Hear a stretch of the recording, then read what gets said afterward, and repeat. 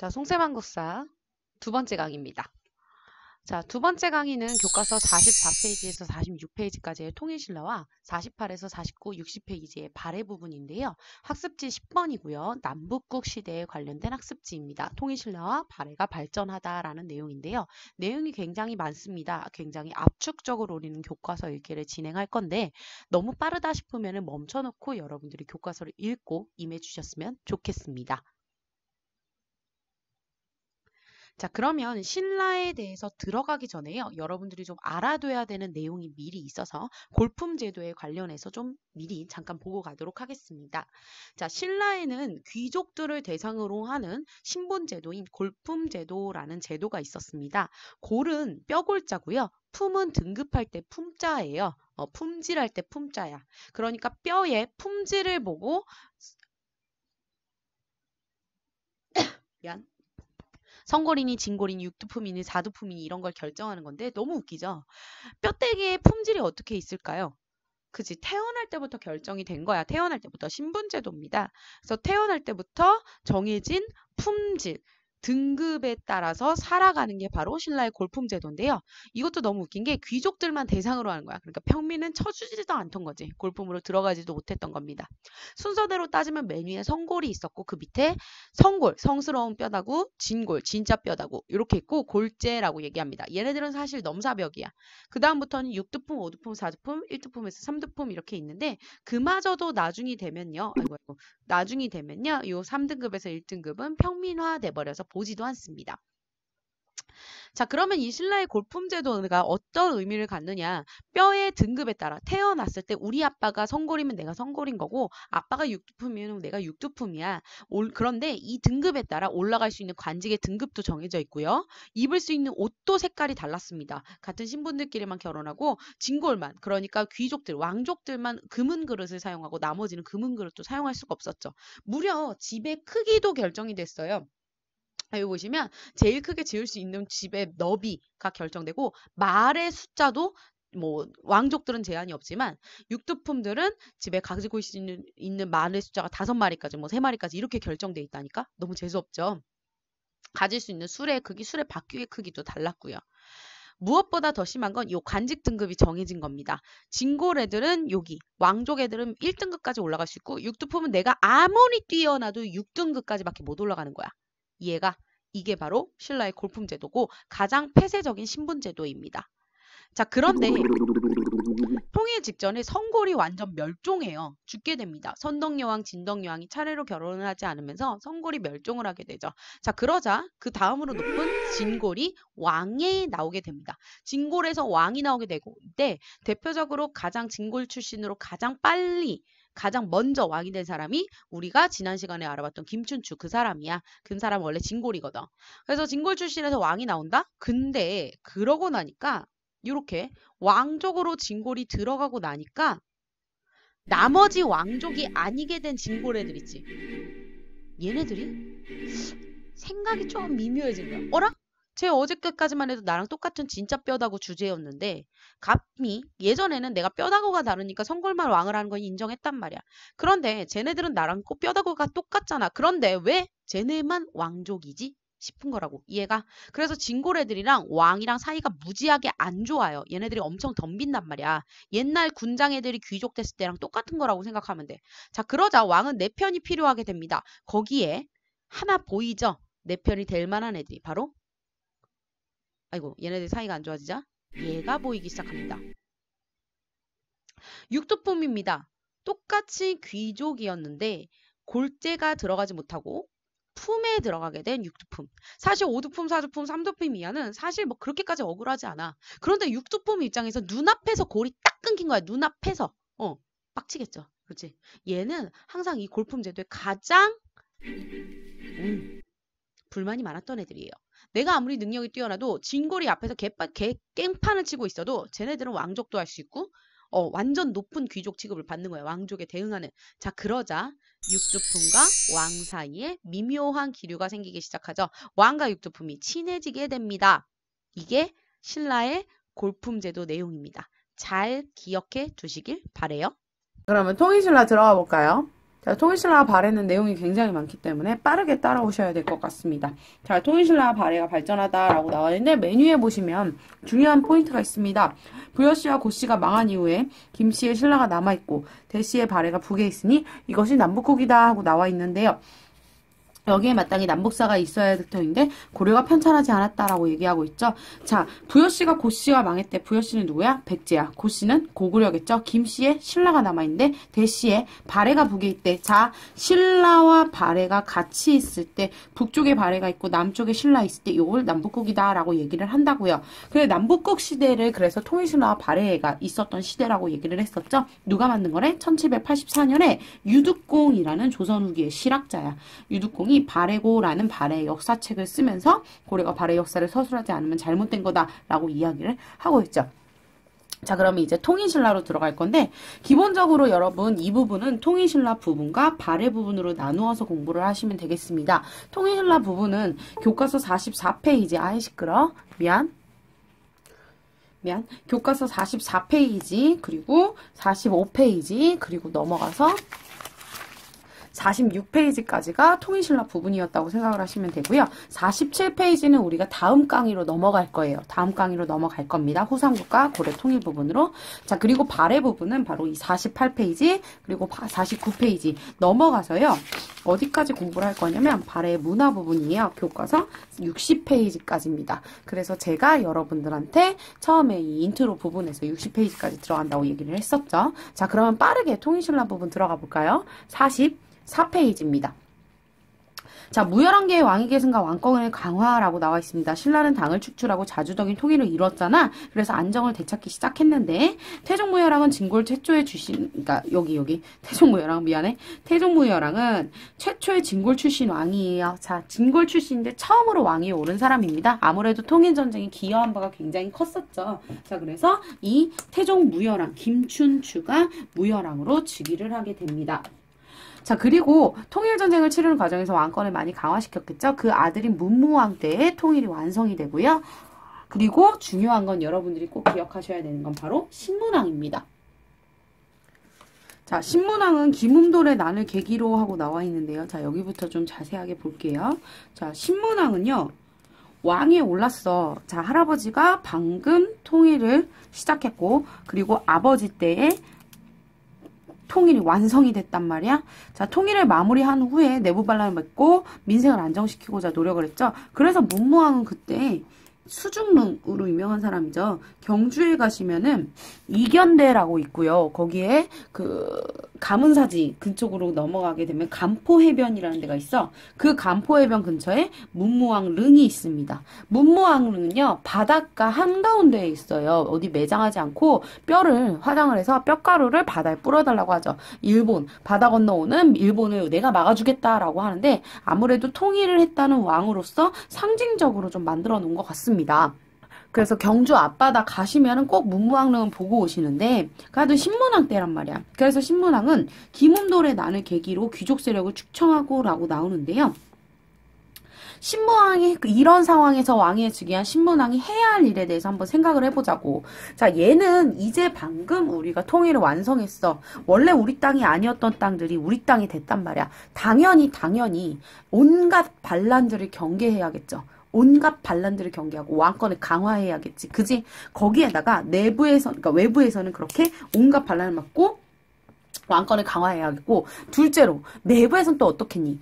진골 출신으로 왕을 했는데 사실 이전까지는 우리가 전쟁을 하느라고 잘 몰랐어. 생각을 못했다? 근데 전쟁이 끝나고 나니까 어라? 왜 쟤네만 왕을 하고 앉았어? 라고 진골 애들이 슬슬 일어나기 시작한 상황인 거야. 이해가? 자, 안으로는 진골 애들 막아야 되고요. 밖으로는 통일을 했다는 식으로 다른 원래 내 백성이 아닌 것들에게 내가 너희들의 왕이다 라는 걸 알려줄 필요가 있는 거라고. 이런 상황에 직면한 상태에서 왕이 된 게 바로 신문왕이야. 그러니 신문왕이 해야 할 일은 명확하죠. 왕권을 강화하고요. 진골도 눌러야 되고요. 또 통일을 했으니까 통일된 새로운 백성들이 된 나의 백성들을 내 것으로 만들어야겠지. 그치? 자, 그래서 첫째로 먼저 진골 친 겁니다. 김음돌의 난을 계기로 진골 귀족 세력을 숙청해요.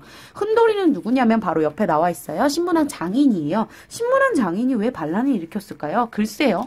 지금까지도 미스테리합니다. 실제로 반란을 안 일으켰는데 이거를 빌미 삼아서 이제 진골귀족 세력을 숙청하기 위한 빌미 삼아서 핑계거리로 했다는 얘기도 있어요. 어쨌든 이때 진골귀족 겁나 죽이거든요. 진짜 많이 죽여요. 진짜.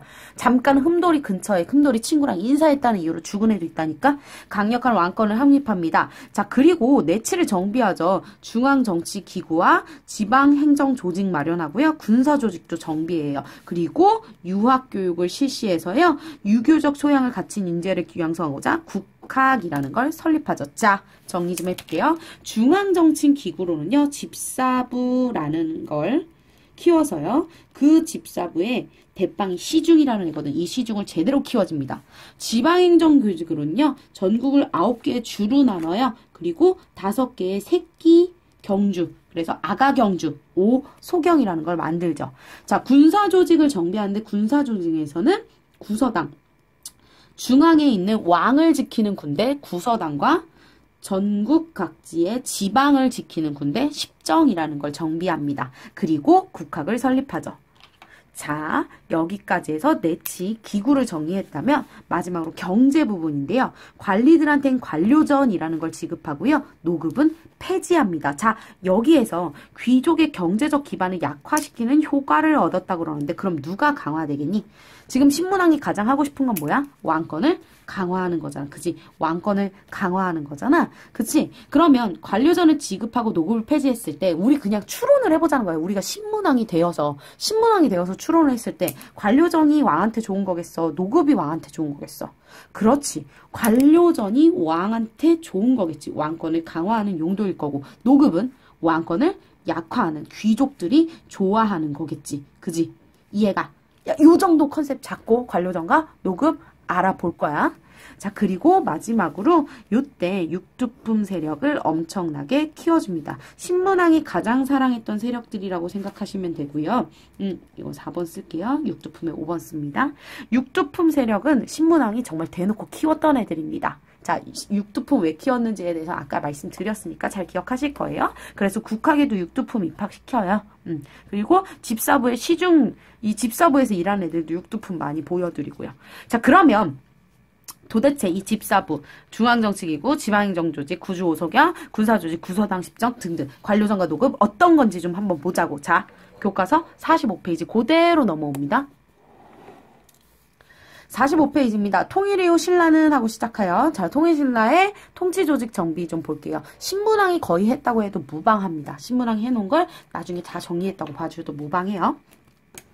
자, 통일 이후 신라는 통치체제를 정비하였습니다. 중앙통치조직은 왕이 직속기구인 집사부를 중심으로 운영을 하게 되고요. 그 장관인 시중은 왕을 받들어 국정을 책임지는 역할을 하였습니다. 기존의 화백회의를 대체했다고 보셔도 무방하고요. 이 집사부는 왕의 직속기구니까 왕말을 잘 듣겠지 귀족말보단 왕권을 강화하는 용도로 활용을 했던 거고요. 말 자체가 모을집, 말씀사야. 말씀들을 모아놓은 부서란 뜻이에요. 온갖 일을 다 하는 독지기구라고 보셔도 무방합니다.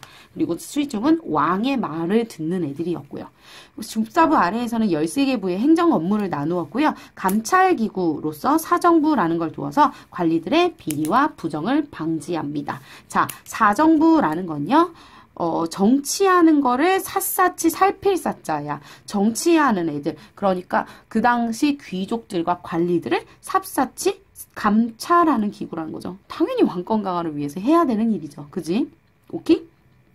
자, 그래서 집사부와 사정부 얘기까지 봤어. 지방행정조직을 보면요. 구주 오소경 체제입니다. 전국을 9개의 주로 나눠요. 전국을 9개의 주로 나누고 그 밑에 군과 현을 두어서 지방관을 파견하게 되죠. 자, 9개 주로 나눈 건 어렵지 않아요. 바로 옆에 지도 나와 있어요. 지도 좀 볼게요. 자, 그래서 9개 주죠. 자, 한주, 삭주, 명주, 그리고 상주, 웅주, 전주, 광주, 양주, 무주까지 해서 이렇게 해서 9개 주로 나눴고요. 지금 우리나라 팔도로 나눈 것 같은 거라고 생각하면 돼. 그리고 각각의 지방관을 보내죠. 하나 더 제일 중요한 겁니다. 수도가 동쪽으로 치우쳐 있는 문제를 보완하고 이유 1번 고구려 백제 가야 등 피정복민의 불만을 무마하기 위해서 이유 2번 군사장, 행정장, 요충지에 5곳에 소경이라는 걸 두었죠. 그래서 오소경이라고 얘기를 한다고. 자, 오소경을 왜 만들었다고? 자, 수도가 한쪽으로 치우쳐 있죠. 금성, 요게 바로 경주인데 경주인데 요 경주가 동쪽으로 남동쪽에 완전 치우쳐 있잖아. 그래서 옛날 고구려, 옛날 백제, 옛날 가야 땅에다가 요렇게 아가 경주를 설치한 거야. 얘가 북원경, 중원경, 서원경, 남원경, 금강경까지 이렇게 5개의 애기 경주를 설치한 거라고. 얘가 거기에다 왕족이나 귀족 같은 거 보내가지고 피정복민의 불만을 좀 무마하고 걔네들도 우리나라 땅임을 계속해서 알리고 좀 강조하는 효과를 얻기도 하였었죠. 자, 오소경까지 잘 기억해 두셔야 돼요. 자, 그 밑으로 내려갈게요. 자, 행정입니다. 말단 행정구역인 촌. 촌은 몇 개의 자연촌락을 합친 건데요. 촌주라는 애가 지방관의 통제를 받아 다스립니다. 자, 그런데 이런 지방 세력을 견제하기 위해서 중요한 거 상수리 제도라는 걸 실시하게 되죠. 상수리 제도라는 걸 실시하게 된다고. 상수리 제도는 바로 밑에 사료에 진짜 잘 나와 있어요. 신라가 상수리 제도를 실시한 이유. 그래서 가운데 5번째 줄에 보면 나라에서는 매년 각 주의 향리 한 사람을 서울 안에 있는 여러 관청에 올려보내어 지키겠다라고 얘기하죠. 자, 촌에 있었던 촌주가 한동안 일정 기간 동안 약 1년 정도를 경주에 와서 살다가 가는 거야. 왜 그랬을까요? 그 촌, 그 지역에서 반란 일으키면 지금 여기에 있는 이 촌주 목 따겠다 이 얘기예요. 인질입니다. 오케이? 이렇게 해서 지방 세력을 통제하는 효과를 갖게 되고요. 요게 나중에 고려시대로 넘어가게 돼. 고려시대에 계승돼서 기인제도라는 제도로 이어지기도 합니다. CF예요. 자, 그리고 지방관을 감찰한데 지방관도 사리사욕을 채우느라고 부정부패를 저지를 수 있잖아. 그래서 외사정을 파견하기도 하죠. 자, 원래 사정부였잖아요. 외라는 건 여기서부터 얘기 나올 건데 외라는 건 바깥 외자야. 중앙의 바깥이라는 거니까 지방을 뜻하는 말이에요. 자, 그 다음 군사적인 조직도 정비를 해서 구서당 10정을 설치합니다. 자, 구서당 10정이라고 하면 구서당은요. 국왕을 지키는 부대야. 중앙군입니다. 앞으로 궁왕을 지키는 부대를 중앙, 서울을 지키는 부대를 중앙이라고 얘기해요. 중앙군입니다. 근데 중요한 건 여기에 신라인뿐만 아니라 고구려, 백제, 말갈인 등 피정복민을 다 포함시킨 거야. 왜 그랬을까? 이들도 나의 백성인이라 라고 얘기하는 것도 있고요. 그리고 군대에서 같이 이렇게 놀고 먹으면서 놀진 않겠죠? 여러분들 곧 가실 텐데요. 이게 군대를 가보시면 아시겠지만 뭐 저도 군대를 가본 건 아니지만 군대를 가보면 거기 군대 내무반에서 되게 많이 친해져요. BGM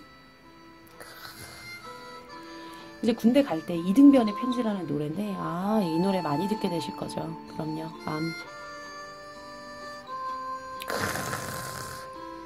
집 떠나와 미안 훈련소로 가는 길 예.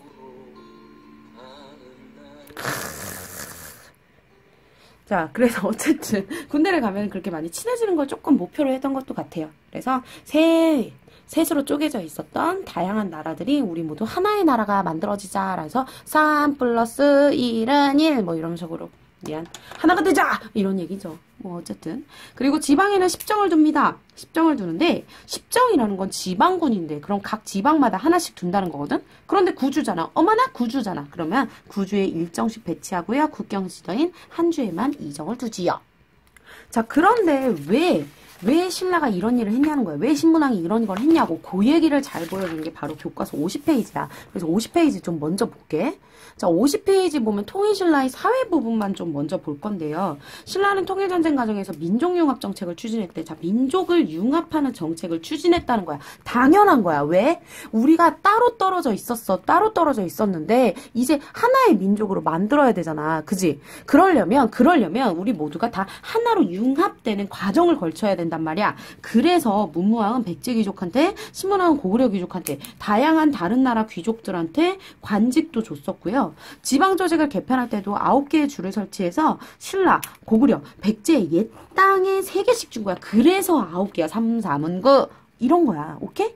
자, 거기에다가 중앙군인 구서당에는 신라인뿐만 아니라 고구려인, 백제인, 말갈인까지 포함했다니까? 이거 우리 기억나시죠? 자, 그래서 민족을 통합하는 효과를 얻고자 했다고. 알았니? 그래서 통일 이후에도, 그러니까 이걸 사만이 하나가 되었다는 의식이라 그래서 이걸 뭐라 그러냐면 사만 하나로 통하는 의식이라 그래서 사만일통의식이라고 했기에 사만일통의식이 어디에 나온 얘기냐면 교과서 40페이지 보시면 여기 유신이가 한 말이야. 자, 봐봐. 사만일통의식의 실현이 된 거다라고 표현했다라고 얘기하잖아. 삼국통일이 돼서요. 백성은 두 마음을 가지지 않게 되었음을 얘기한다고. 그러니까 백성이 두 마음을 가지지 않게 하는 거. 다시 말할게. 백성들이 반란을 일으키지 않고 누가 뭐래도 명실공히 신문왕의 백성들로 만들고 싶었던 거야. 왕권을 강화하고. 그렇지? 자, 그리고 관료전과 노급 부분도 다시 한번 말씀드려볼게요. 신문왕 했던 것 중에. 자, 관료전을 지급하면서 노급을 폐지했다라고 얘기 나오는데요. 자, 관료전과 노급의 차이점을 좀 아셔야 돼요. 그래서 다시 돌아오면. 자, 여기 관료전에서는요. 노동력을 징발할 수가 없어요. 그래서 왕권이 강화되고 귀족들의 농민제 매력이 약화됐대. 자, 그 얘기를 조금 정리를 해볼게. 우리 신문왕에다가 정리하는 게 여러분들이 편하겠지? 자, 여기. 자, 이게 무슨 얘기냐면 왕이 귀족들이 충성을 다하잖아. 귀족들이 왕과 귀족이 있을 때 귀족들이 충성을 다하잖아. 그러면 아이고 귀족 입장에서도 뭔가가 있어야 될 거 아니야. 자기가 충성을 다해서 일을 다 보고 있는데 미안해. 어지러웠지. 일을 다 보고 있는데 귀족 입장에서도 뭔가가 남아야 될 거 아니야. 그래서 왕은 귀족들에게 급여를 줘요. 당연하지. 대가를 준다고. 근데 이 대가를 이때 당시에는 화폐가 많지도 않고 인터넷 뱅킹도 안 돼 있을 때잖아. 그지? 갑자기 신문왕이 띠리링 모바일로 딱 오는 거야. 신문왕께서 월급 얼마를 보내주셨습니다. 이러면 이상하잖아. 그지? 자, 그래서 어떻게 했냐면 이게 급여를 주는데 월급을 주는데 그냥 주는 게 너무 어려우니까 돈을 하나하나 세서 줄 수가 없으니까 이때는 쌀을 줘야 되니까 어차피 쌀을 줄 거 백성들이 지금 경작을 한 데서 세금을 걷잖아? 요 세금으로 거둔 쌀을 귀족들에게 급여로 줘야 되잖아. 그지? 세금으로 거둔 쌀을 귀족들에게 급여로 줘야 되잖아. 다시 세금으로 거둔 쌀을 귀족들에게 급여로 줘야 되잖아. 근데 이게 너무 번거롭고 귀찮잖아. 그래서 왕이 얘기를 하는 거야. 야, 어차피 내가 세금 걷어서 그걸로 돈 주는 건데 귀족, 니네가, 관리, 너네가 일한 만큼 백성들에게서 세금을 직접 걷게 해줄게 라고 한 거라고. 이해가? 자, 여기 백성들이 왕의 땅에서 경작을 해서 세금을 받는 거잖아. 왕이 받았던 세금을 귀족들한테 주는 건데 이걸 갖다가 그냥 직접 받게 했다고 세금을. 자, 요런 권리를 갖다 뭐라 그러냐면 땅에서 나는 세금을 조세라 그러거든. 귀족들이 조세를 직접 받을 숫자야. 받을 수 있는 권리를 준다라고 얘기를 해. 땅을 주는 게 아니라 정확하게 말하면 요 토지를 주는 게 아니라 토지에 딸린 수조권을 귀족들한테 주는 거라고. 이해 갔니? 이해 못하셨으면 몇 번 이거 돌려보세요. 수업 시간에 또 설명할게요. 그런데 이 수조권을 주는 건 그래서 왕이 귀족들, 관리들에게 주는 수조권은 되게 당연한 거야. 당연한 건데 수조권만 주지 않는 땅들이 있었던 거야. 그게 바로 노급이야. 고대 국가에서의 노급에서는 수조권 플러스 이 수조 요 땅을 경작하고 있는 백성들의 노동력까지 갈취할 수 있었던 거라고. 다시 수조권 플러스 노급은 수조권 플러스 노동력까지 징발할 수 있는 거였다고. 이 땅이. 그러니까 귀족들이 이걸 어떻게 썼냐면 여기에 딸려있는 이 조세를 내는 백성들의 노동력을 징발할 수 있으니까 자기 허드렛 일도 시키고 심지어는 군대로 썼다고. 자, 귀족들이 군대를 갖고 왕한테 대들면 안 되잖아. 왕은 귀족들을 눌러야 되는데, 특히나 진골 귀족 같은 애들은 눌러야 되는데, 그래서 신문왕이 뭐를 한 거냐면 노동력은 징발하지 못하고 수조권만 받을 수 있는 땅을 새롭게 만든 거야. 그게 관료전이야. 관료라면 모름지기 수조권만 걷어야 되지 않겠느냐라고 하면서 노동력 징발을 못하게 만든 거라고. 이해가? 당연히 그러니 왕이 사랑하겠지. 그리고 귀족들은 싫어하겠지. 그지? 자, 그래서 나중에 왕권이 약해지면요. 결국엔 노급이 부활해. 관료전은 약화되고 폐지됩니다. 여기까지가 관료전과 노급 문제였어요. 잘 기억해 두세요. 자, 그러면 여기까지가 신문왕이 한 일입니다. 신문왕이 한 일도 진짜 많죠. 거기에다가 신문왕이 얼마나 힘이 셌는지를 또 알려주는 증거가 하나 더 남아있는데 바로 만파식적이라는 피리가 있어. 신문왕이 이 피리를 갖다가 삘릴릴리 하고 부르면요. 오던 외적들도 도망을 가고요. 비가 안 오다가 가뭄이 들었다가도 비가 막 쭉 온대요. 그래서 왕권이 엄청 강했다는 걸 상징하는 피리입니다. 근데 이 피리가 뭐냐면 문무왕이랑 무열왕이 뭐 이렇게 통일을 했잖아. 그래서 걔네가 바다에 용이 됐다네? 용이 돼가지고 바닷가에서 얘네들이 그 대나무를 물어다 줬대. 그 대나무로 만든 거야. 웃기지? 말도 안 되는 거 같지? 이 말도 안 되는 거 왜 만들었겠냐고. 명실공히 말도 안 되는 말을 과장해서 만든 이유가 뭐겠니? 그래. 그거야. 너네가 말한 거. 왕의 신비로움을 강조하기 위한 거. 자, 그래서 신문왕의 왕권 강화 과정 정리를 좀 해봅니다. 김웅돈의 난 진압했고 구주오소경 구서당 10점, 관료전 지급, 노급해지, 집사부, 육두품 중용하고 국학도 설립하고요. 많은 걸 했었죠. 노급과 관료전 잘 기억해 두셔야 되고요. 왕이 좋아하는 건 관료전이고, 귀족이 좋아하는 건 노급이라고. 오케이? 자, 구서당 10전과 구주 오소경의 모습 잘 기억해 두세요. 자, 그래서 여기 전국을 9개의 주로 나누고요. 한쪽으로 금성이 치우쳐진 걸 보완하기 위해 5개의 오소경을 만들고요. 그리고 전국을 9주로 나눕니다. 그래서 구주 오소경이죠. 그 다음에 중앙을 지키는 군대 구서당, 고구려인도 있고 말갈인도 있고 백제인도 있고 신라인도 있죠. 심지어. 자, 그리고 요 십정이라 그래서 전국 각지의 구주에다가 지방 군대를 설치해 놨었죠. 특히 국경이었던 한 주만큼은 2개를 넣어서 십정이 됐었습니다.